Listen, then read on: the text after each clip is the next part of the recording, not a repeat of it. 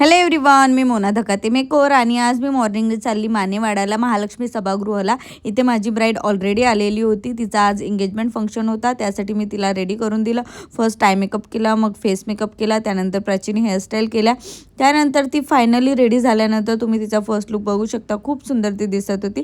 Eye makeup मी थोडा heavy केलेला होता. त्यानंतर मी सेकंड लुकसाठी ती आली तेव्हा टिक्याचा टचअप वगैरे करून तिला लिपस्टिक चेंज करून तिचा लुक थोडा बहुत चेंज केलेला. त्यानंतर तिच्या फ्रेंड्स आले, त्यांच्यासोबत तिचा व्हिडिओ घेतला.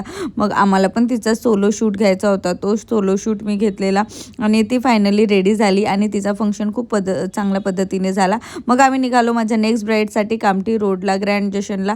ही आहे वैभवी. आज हिचा वेडिंग डे आहे. काल संगीतचा वगैरे फंक्शन झालं, तुम्ही कालच्या व्हिडिओमध्ये हिचे लुक्स बघितलेच असेल.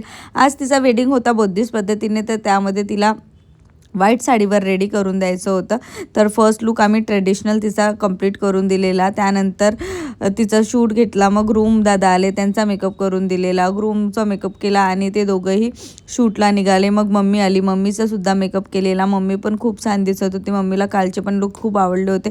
त्यानंतर ग्रूम शूटला गेले, मग मम्मीचा पण शूट घेतला. मग तिची एक सिस्टर होती, तिचा पण आम्ही मेकअप केलेला आणि तिचा पण फायनल लुक तुम्ही बघू शकता. मग ऑन टाईम सगळ्यांचे मेकअप बघून तिच्या एका ताईला पण मेकअप कालचे आवडले आणि आजचे पण, तर त्या पण ऑन टाईम मेकअप करायला आल्या. तर त्यांच्यासुद्धा आम्ही मेकअप केला. मग काही वेळानेच ती सेकंड चेंजला आली.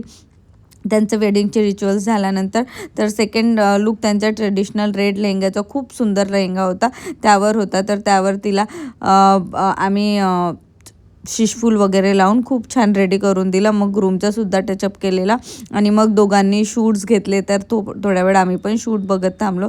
मग त्यानंतर आजचा दिवस असा गेला.